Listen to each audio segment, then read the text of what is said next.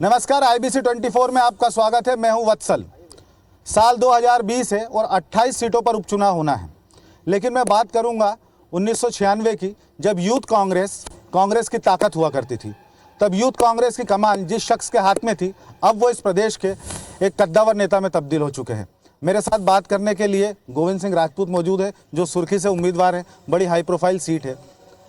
भैया, मैं पहला सवाल आपसे एक जानना चाहता हूं, जिसका जवाब बहुत लोग यानी लगभग पूरा प्रदेश जानना चाहता है कि कांग्रेस आरोप लगाती है कि 35 करोड़ रुपए देके विधायकों को खरीदा गया और टिकाऊ और बिकाऊ वाला नारा भी उन्होंने प्रचारित किया। ईमानदारी से हम जानना चाहते हैं आखिर कितनी सच्चाई है। कांग्रेस के पास कोई मुद्दा नहीं है। कांग्रेस एक्चुअल चली गई है रसातल में। अब ये बेबुनियाद मुद्दे जो है ना, जनता के सामने रखकर जनता का ध्यान भटकाना, ये उनका काम रह गया। मैं पूछना चाहता हूँ दिग्विजय सिंह जी से, जो इस प्रकार के आरोप लगाने में अपने आप को बड़े मजे ले रहे हैं, चटकारे ले रहे हैं। जब उनके भाई लक्ष्मण सिंह कांग्रेस में से भाजपा में गए थे तो उन्होंने कितने लिए थे, वो हम प्रश्न पूछना चाहते हैं उनसे। वो बताएं कि कितने पैसे लिए थे। तो ये आयाराम गैराम बातें करना बेफजूली है कि मुद्दा इनके पास में कोई है नहीं, जहाँ तक मेरी समझ से। लेकिन कोई वजह तो रही होगी कि 6 मंत्री जो मंत्री थे ऑलरेडी, बाकी विधायक थे, उन्होंने यानी मंत्री पद छोड़ दिया, विधायकी छोड़ दी और दूसरी पार्टी में शामिल हो गए। यानी कोई ऐसा वजह तो रही होगी ना। देखिए, वजह ये है कि जब हर जो भी विधायक बनता है, जो भी सांसद बनता है, उसका पहला कर्तव्य दायित्व होता है अपने क्षेत्र की सेवा, क्षेत्र में विकास। और जनता अगर कल सब जवाब मांगेगी कि आपने विधायक बनने के बाद में, हमारे मंत्री बनने के बाद हमारे क्षेत्र में क्या किया, तो जब ये सारी घटनाएं घटने लगीं कि जब ऐसा लगने लगा कि कोई सुनवाई नहीं हो रही है, काम नहीं हो रहे हैं, विकास कार्य को तवज्जो नहीं मिल रही है, विधायक मंत्रियों को तवज्जो नहीं मिल रही है, तब ऐसी निर्णय की स्थिति बनी। सिंधिया जी ने कहा था कि वो सड़कों पे उतरेंगे अगर लोगों की बातें नहीं मानी गई। एक ये फैक्टर हुआ। उसके बाद आप लोग बेंगलोर चले गए। तब ये पता था कि सिर्फ आप और तुलसी सिलावट 2 ऐसे लोग थे जिनसे सिंधिया जी बात करते थे, बाकी वो किसी से ज़्यादा बात करते नहीं थे, यानी आपसे कनेक्शन था। तो ये जो शिफ्टिंग हुई, ये क्या प्लान पुराना था या अचानक से हुआ, एकदम से हुआ या इसकी स्क्रिप्ट बहुत पहले से लिखी जा रही है? कोई प्लान नहीं था। तो ये मैं कह रहा हूँ कि स्थितियाँ बनती हैं, कोई अपना घर यूं ही नहीं छोड़ देता। जब 15 महीने से लग रहा था कि हर चीज़ को गंभीरता से नहीं लिया जा रहा है, कोई पॉजिटिव उत्तर नहीं मिल रहा है, जो वचन पत्र हमने जनता को दिया था उसका हम पालन नहीं कर पा रहे हैं, तो आखिर और जिस चेहरे के नाम पर सरकार बनी, सारा प्रदेश और सारा देश जानता है कि सिंधिया जी के नाम पर सरकार बनी। और सरकार बनने के बाद जब न सिंधिया को तवज्जो, ना उनके लोगों को तवज्जो, ना उनकी सुनना। आपने जिक्र किया कि जिस तरीके से डिफरेंस हुए आला कमान कमलनाथ जी और सिंधिया जी के बीच में, आप लोग की जो नाराज़गी थी, जो आप लोग बार बार जिक्र करते हैं, वो नाराज़गी जाहिर तौर पर आपने अपने नेता ज्योतिरादित्य सिंधिया जी को बताई होगी। और सिंधिया जी राहुल गांधी के बड़े करीबी थे, बिल्कुल रहे हैं, लोगों ने देखा भी है, मानते भी हैं। तो सिंधिया जी ने जब ये बात राहुल गांधी को बताई होगी, तो इसके बाद कुछ हल निकला आपकी परेशानियों को, जो नाराज़गी थी आपकी? तो कांग्रेस को आप जानते हैं, 25 साल से कांग्रेस को मैं भी जानता हूँ। कांग्रेस अब वो कांग्रेस नहीं रही, इंदिरा गांधी वाली कांग्रेस है, राजीव गांधी जी वाली कांग्रेस। कांग्रेस में अनिर्णय की स्थिति है। कांग्रेस में हर निर्णय इतना लेट होता है। आप देख रहे हैं, अध्यक्ष का निर्णय सालों नहीं हुआ, आज तक लटका हुआ है।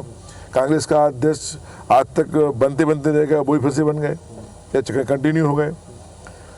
तो कांग्रेस के साथ प्रॉब्लम ये है कि कांग्रेस में निर्णय होने में बहुत देरी होती है। ना किसी को कोई सुनता है, ना किसी की कोई पालन करता है का आदेश का। वही कारण रहा कि कहाँ भी होगा, मुझे लगता है, मुझे नहीं कहा नहीं होगा, तो शायद स्थिति सुनने के लायक ना बनी हो, या हो सकता है कि स्थितियाँ विपरीत रही हों, या हो सकता है कि अनसुनी कर दी गई हो। मैंने कोई बात जानना चाहता, लेकिन मैं जानता हूँ कांग्रेस में कोई भी निर्णय गंभीरता से नहीं होता। ये गंभीरता क्यों नहीं है? जाहिर तौर पूरे देश इस वक्त राहुल गांधी की तरफ और कांग्रेस पार्टी की तरफ कुछ समय पहले तक कांग्रेस का नेतृत्व विहीन, कांग्रेस का नेतृत्व खत्म हो गया है।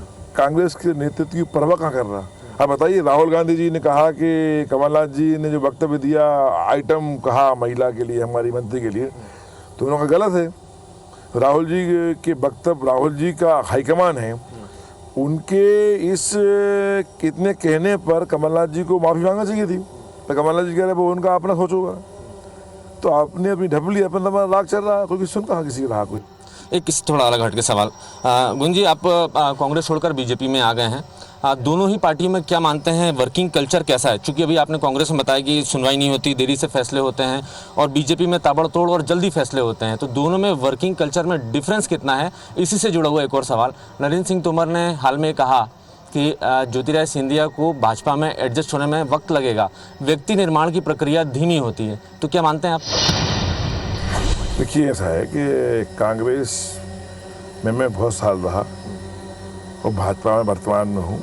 भाजपा में मैंने अच्छी चीज़ देखी कि भाजपा में न केवल कार्यकर्ता की, आम व्यक्ति की सुनी जाती है, बल्कि उस पर निर्णय भी होता है। और कांग्रेस में टैलेंट की पहचान कम होती है, भाजपा में टैलेंट की पहचान है। अब देख कितने उदाहरण हैं, आज शिवराज सिंह जी कहाँ से कहाँ पहुँच गए, प्रधानमंत्री नरेंद्र मोदी जी जो विश्व के लिए उदाहरण है, कहाँ से कहाँ पहुँच गए। कई मंत्री विधायक ऐसे हैं जिनका अगर थोड़ा सा भी जनता में उनका छवि अच्छी है, काम अच्छा कर रहे हैं, तो उनको कहाँ से कहाँ स्थान मिल गया। तो कांग्रेस और भाजपा में बहुत अंतर है। अब भी वही है कि व्यक्ति निर्माण की प्रक्रिया धीमी होती है, तो क्या ज्योतिरादित्य सिंधिया, गोविंद सिंह राजपूत, तुलसी सिलावट बीजेपी में एडजस्ट हो गए हैं कि होने में थोड़ा वक्त लगेगा? हो गए, बहुत अच्छे से हो गए, बहुत अच्छे से हो, कहीं कोई तालमेल बहुत कमी नहीं है, बहुत अच्छे से हो गए, बहुत अच्छे से। मैं समझता हूँ, हमें लगता है कि हमारा परिवार ही है। आपको सिंधिया जी का सारथी कहा जाता है। अक्सर हम जब भी देखते थे तो उनकी गाड़ी जो थी वो आप ही ड्राइव करते थे, लेकिन अब आप 22 लोगों के सारथी, या एक तरीके से कहें तो सिंधिया जी जो हैं वो लीड कर रहे हैं कि कैसे होगा, क्या होगा। तो आपको क्या उम्मीद लगती है कि किस तरीके से अब आगे की राजनीति आगे बढ़ेगी? देखिए, सिंधिया जी के साथ में हूँ, उनके पूज्य पिताजी माधवराव सिंधिया जी मुझे कांग्रेस में लाए थे और राजनीति की शुरुआत मेरी उनके साथ में हुई है। सिंधिया जी का सोच हमेशा विकास प्रगति रहा है और काम रहा है, यही उनके पिताश्री का था। तो ये परिवार ऐसा है कि इनका जीवन जो है ना, जनता के लिए समर्पित रहा है, जनसेवा के लिए रहा है। इन्होंने खुद के लिए कुछ कभी नहीं सोचा। इस बार का चुनाव आप किस तरीके से देख रहे हैं? यानी 2013 का चुनाव और 2019 के चुनाव में आपको किस तरीके का अंतर लगता है? कुछ नहीं, एक त्यौहार को उत्सव की तरह हो रहा है, त्यौहार हो रहा है, लोगों को अच्छा लग रहा है। और चुनाव होते हैं तो लोगों को अच्छा लगता है कि करोड़ों रुपए के विकास कार्य मिल रहे हैं, लोगों से मिलना जुलना हो रहा है। जनता को क्या दिक्कत है? लेकिन गोविंद सिंह राजपूत के सपनों का सुर्खी आखिर कैसा है? आप कैसा सुर्खी चाहते हैं? क्या क्या चीज़ें होना चाहिए? सुर्खी किस तरीके से डेवलप होना चाहिए? किस तरीके की योजनाएं और होना चाहिए? देखिए, सुर्खी में मैं बहुत बड़ी बड़ी योजनाओं की तरफ नहीं, मेरा उद्देश्य मूलभूत समस्याएं, जनता की जो मूलभूत समस्याएं हैं, आवश्यक समस्याएं, उनका समाधान होना चाहिए। पानी, हमारे क्षेत्र में कई जगह ऐसी हैं जहां पानी गर्मियों में कुप्पा में बिकता था। जैसे बिलेरा एक ऐसा गांव है जहां ठंड में भी पानी कुप्पा में बिकता था। अब मैं वहां 4 करोड़ रुपये लाया हूँ, बहुत बड़ी नई योजना बन रही है। सुर्खी में मैं पैसे लाया हूँ पानी के लिए, सियोरा में लाया हूँ, जैसलमेर में लाया हूँ। जो बड़े बड़े 4 हमारे जो कस्बा हैं जहाँ पानी के लिए मैं 3-3, 4-4 करोड़ रुपया लाया हूँ। तो बहुत बड़े बड़े काम होंगे। रोडें हमारे यहाँ बन चुकी, बनना है। अस्पतालों को अच्छी होना चाहिए हम चाहते हैं, कॉलेज होना चाहिए हम चाहते हैं, और सिंचाई योजनाएं होना चाहिए। तो इन सब चीज़ों पर हमारा ध्यान है कि जो मूलभूत आवश्यकताएं हैं वो बढ़ेंगी। उस तरफ हमने शुरुआत कर दी है और बहुत कुछ कामों की शुरुआत हो चुकी है। गोविंद भैया, सुर्खी को लेकर स्पेसिफिक हम बात कर रहे हैं, तो ये सवाल भी बड़ा लाजमी है ये पूछना कि चूंकि आप कांग्रेस से बीजेपी में आए हैं, बीजेपी में तमाम कद्दावर नेता इस सागर से हुआ करते थे, भूपेंद्र सिंह, नरोत्तम मिश्रा। खबर ये है कि सुधीर यादव, राजेंद्र सिंह मोकल और भी जो बीजेपी के नेता हैं वो शायद गोविंद सिंह राजपूत से नाराज़ हैं। आप चुनाव प्रचार में आपको क्या नज़र आता है? देखिए सभी से बहुत अच्छा तालमेल है और सभी लोग एक साथ काम कर रहे हैं। भूपेंद्र सिंह जी हमारे प्रभारी हैं, भार्गव जी हमारे सीनियर काम कर आजीव कार्यक्रम ले रहे हैं, राजेंद्र सिंह जी और सुधीर यादव जी मिलकर काम कर रहे हैं। तो कहीं कोई बात नहीं है, बहुत अच्छे से काम कर रहे हैं। ये तो लोगों को कहने का होता है कि इस प्रकार से लोग कांग्रेस के पास कोई मुद्दा नहीं है ना, इस प्रकार की बातें करते हैं विरोधी। मुझे लगता है कांग्रेस बार बार ये दावा करती है, कांग्रेस को उम्मीद है कि शायद मनमुटाव और इस स्थिति का फायदा माइलेज जो है। सुर्खी क्षेत्र में कोई मनमुटाव नहीं है। सारे भाजपा के नेता और सारे कांग्रेस के नेता पुराने जो भाजपा में आ गए हैं, ऐसे में लगे हैं दूध में शक्कर मिल जाती है। सुना है गोविंद कि आप चुनाव जीतने के बाद अयोध्या जाएंगे, रामशिला की यात्रा के दौरान जो शिलाएं इकट्ठी की गई हैं उनको लेकर। देखिए राम हमारे आराध्य हैं और मुझे बहुत खुशी होगी कि मैं रामशिलाएं लेकर अयोध्या जाऊंगा। इस सुर्खी क्षेत्र में जो रामशिलाएं निकली थी, रामशिलाओं में अपार जन समर्थन मिला, लोगों की भावनाएं देखी, मैं लोगों की आस्थाएं देखी, तो वो रामशिलाएं हमने मंदिर में रख दी हैं और चुनाव बाद रामशिलाएं लेकर अयोध्या में जाऊंगा। मुझे बहुत खुशी होगी, हमारे क्षेत्रवासियों को बहुत खुशी। कांग्रेस को क्या एतराज था? कांग्रेस कह रही है इसकी चुनाव आयोग में शिकायत भी कर दी। कांग्रेस कह रही है गोविंद सिंह राजपूत राम के नाम पे वोट मांग रहे हैं। अब कांग्रेस को तो कोई ना कोई मीन में निकालना, और कांग्रेस का रुख कभी भी स्पष्ट नहीं रहा। राम मंदिर के लिए कांग्रेस का रुख कभी स्पष्ट नहीं रहा, हमेशा वो गोल गोल बात करते रहे। यहाँ तक कि बताइए भगवान राम का भूमि पूजन हो रहा है अयोध्या में, 5 तारीख को होने को था, और दिग्विजय सिंह जी कह रहे थे कि भूमि पूजन का मुहूर्त गलत है। तो भगवान का भूमि पूजन का मुहूर्त अब दिग्विजय सिंह जी दिखवाएंगे। तो ये इससे लगता है कि कांग्रेस हमेशा कांग्रेसी कथनी करनी हमेशा अंतर रहा है। अभी लेते हैं ब्रेक, और ब्रेक के बाद कुछ और सवाल हैं जो हम गोविंद सिंह राजपूत से पूछेंगे। शालिनी के कुछ अलग तरीके के भी सवाल हैं जिनके जवाब शायद सभी दर्शक जानना चाहते होंगे। हम बात कर रहे हैं गोविंद सिंह राजपूत से। भाई साहब, अब शालिनी हाइडिया है, इंदौर में हमारी संवाददाता है, वो आपसे एक सवाल लेना चाहेंगे। शालिनी। गोविंद जी, आपकी पूरे टीम मैदान में लगी हुई है और ख़ासतौर पर हम लगातार देखते हैं कि अगर धर्मपत्नी मजबूत हो और बिल्कुल साथ दे तो एक और ज़्यादा भूमिका और एक ताकत मिलती है। आपकी पत्नी के लिए कहा जाता है कि वो मंडली की चाची कहलाती है। शायद बहुत कम दर्शक ये बात को जानते हैं। भजन मंडली का उनका जो कॉन्सेप्ट, जो किस तरह से आप इसे देखते हैं और ये कितना आपको लगता है कि एक स्ट्रॉन्ग मैनेजमेंट के लिए अच्छा रूप देखिए मेरी पत्नी जो है वो शुरू से ही उनका रुझान जो है ना शुरू से ही भक्ति भाव में रहा है, और वो दिन में 3-3 4-4 घंटे पूजा करती हैं। तो ये कोई नई चीज़ नहीं है, भजन मंडली वाली चाची नहीं, वो तो जहाँ जाती हैं भजन करती हैं, लोगों को से मिलती जुलती हैं। आज भी वो ये कार्यक्रम में अभी जाने वाली हैं जहाँ भागवत जी हो रही है, तो वो उनका अभी भी वो प्रचार में जाती हैं। और ये अष्टमी चल रही है तो वो 4 घंटे पूजा करती हैं, 4 घंटे पूजा सुबह, 4 घंटे पूजा शाम को प्रचार भी करती हैं। तो उनका भक्ति भाव शुरू से रहा है, बस अच्छी बात है। अच्छा, आपके पूरा परिवार अगर देखे तो वो बिल्कुल कमर कस के मैदान में तैनात है। भले आपके बड़े भाई हो, भाभी जी खुद हो, आपके दोनों बेटे हो या भतीजे हो, किस तरह से आपको लग रहा है कि जनता साथ देगी? क्या रिस्पांस मिल रहा है फिलहाल? देखिए 25 साल से मैं राजनीति में हूँ और सभी लोग साथ में सहयोग करते हैं हमारा, तो ये तो बहुत अच्छी बात है। क्षेत्र की जनता के लिए तो बहुत अच्छी बात है ना कि मैं भी काम करता हूँ, मैं नहीं मिल रहा हूँ तो बड़े भैया मिल जाते हैं, वो नहीं मिल रहा तो महिला भैया मिल जाते हैं, भाभी मिल जाती हैं, बच्चे मिल जाते हैं। तो ये तो बहुत अच्छी बात है ना। एक विधायक की बदले में 4 विधायक फ्री मिल रहे हैं, ये तो अच्छी बात है ना, जनता को खुशी की बात है ये तो। मतलब आप तो 6 महीने से 7 महीने से लगातार प्रचार में लगे हुए। कांग्रेस ने अभी 15 दिन पहले ही उम्मीदवार घोषित किया है। क्या लग रहा है आपको कि यानी कितना मजबूत आप, यानी जब चूंकि चुनाव है, फाइट है, तो अपने सामने वाले उम्मीदवार को आप किस तरीके से ले रहे हैं? देखिए चुनाव होता है, कुछ उम्मीदवार की बात नहीं, लेकिन मेरा सुर्खी विधानसभा की क्षेत्र की जनता से हमारा 25 साल पुराना संबंध है, और संबंध नहीं हमारे पारिवारिक संबंध है। मैंने हर सुख दुख में हम खड़े रहते हैं और हर सुख दुख में हमारे वो खड़े रहते हैं। वो पारिवारिक संबंध के कारण है कि मैं भाजपा में आया तो हजारों लोग हमारे साथ भाजपा में शामिल हो गए। कांग्रेस में जो है इस वक्त बड़ा उहापोह की स्थिति लग रही है, यानी नेताओं ने खुद ने विरोध कहा है कि भाई थोड़ा बदलाव होना चाहिए, जबकि बीजेपी में एक तरफ नरेंद्र मोदी है और एक तरफ जो है कांग्रेस है। आपको भी एक लंबा समय हो गया राजनीति करते हुए, कांग्रेस में आप बड़े सक्रिय रहे, यूथ कांग्रेस से लेकर हर तरीके से आप उसमें सक्रिय रहे। आपको क्या सिनेरियो लगता है, नहीं क्या भविष्य आपको लगता है कि यानी भविष्य की राजनीति किस ट्रेंड पे जाएगी? देखिए, नरेंद्र मोदी जी का तो कोई विकल्प है ही नहीं। मैं जो देख रहा हूँ गांव-गांव में नरेंद्र मोदी जी के प्रति लोगों का गजब का उत्साह है। उन्होंने हर वक्त के लिए किया है। सबका साथ सबका विकास जो भाजपा का नारा है वो कहीं गलत नहीं है। नरेंद्र मोदी जी ने किसानों के लिए, गरीबों के लिए, युवाओं के लिए, महिलाओं के लिए, व्यापारियों के लिए सारे वर्ग उनसे प्रसन्न हैं।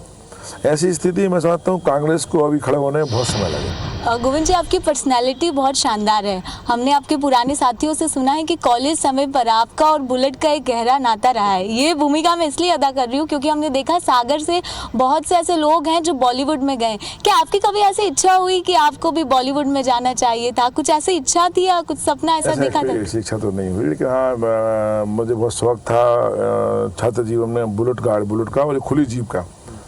मैं एक खुली जीप होती थी और एक बुलेट होती थी, उससे बहुत घूमता था। वो बड़ी फेमस था ये पूरे मध्य प्रदेश में। और मुझे एक ऑफर मिला था, एक कंपनी थी नेशनल पैनासोनिक। अच्छा। उसमें मॉडलिंग का ऑफर आया था मेरे लिए। मैं उसमें होता था रेडियो। अच्छा। मैंने अपने फोटोग्राफ भेजे भी थे। तो जहाँ मैं मुंबई जाना चाहता था, पर घर के लोग बोले नहीं, मुंबई में कहीं नहीं जाना, अपना काम करो, घर पर रहो। तो बात आ गई हो गई। लेकिन हाँ, मेरे साथी बहुत सारे हैं। आज मुकेश तिवारी जी हों, आशुतोष राणा जी हों, बहुत सारे लोग हमारे ऐसे हैं जो हमारे छात्र जीवन के हमारे दोस्त रहे, सहपाठी रहे, हमारे हॉस्टल के साथी रहे। आज बड़े उनका नाम है। तो निश्चित रूप से उनको शुभकामनाएं हमारी तरफ से। मैं जहाँ हूँ वहाँ ठीक हूँ, वो जहाँ है वहाँ ठीक है। मैं बस आखिरी सवाल आपसे ले रहा हूँ कि चूँकि आपको अभी जाना है, व्यस्तता आप काफ़ी हैं, लोगों की एक शिकायत रहती है, यहाँ के लोगों से जब हमने बात की, एक शिकायत कि भैया एक तो फ़ोन नहीं उठाते हैं और मिलने में भी काफ़ी टाइम लगता है। तो अब इस शिकायत का कैसे क्या निराकरण हो सकता है? मैं आपसे प्रश्न कर रहा हूँ कि इतने व्यस्त इस समय आप लोग हैं, आपको 50 फोन ना उठा पाएंगे आप क्या? देखिए, 3 लाख 3.5 लाख हमारे यहाँ की जनता है। मैं सबके फ़ोन उठाना संभव नहीं हो पाता है, पर मेरी कोशिश रहती है। मैं फ़ोन उठाता हूँ, भैया उठाते हैं, बड़े भैया उठाते हैं, सब हमारे स्टाफ का पी उठाता है। और हमारा उद्देश्य काम करने का होता है। फ़ोन भी उठाते हैं, उससे उद्देश्य हमारा काम करना।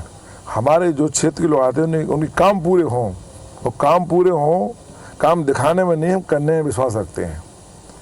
और ये हमारी कभी भी कोशिश रही है कि फ़ोन उठाएं, लेकिन अब कमी है तो वो उठाएंगे। तो यानी ये आपकी तरफ से मैं इस इंटरव्यू में ये भरोसा हमको मिलता है कि दर्शकों को हम ये कह सकते हैं कि भैया आप लोगों के फ़ोन उठाएंगे, आपको परेशान होने की नहीं, फ़ोन तो मैं हमेशा उठाता हूँ, फ़ोन में हमेशा उठाता हूँ, ये कोई बात है ही नहीं ऐसी। लेकिन कभी कभी व्यस्तता के इससे कहीं कार्यक्रम में हूँ, मीटिंग में हूँ, दौरे पर हूँ, तो न उठ पाता हूँ। मेरी शिकायत कहीं नहीं है।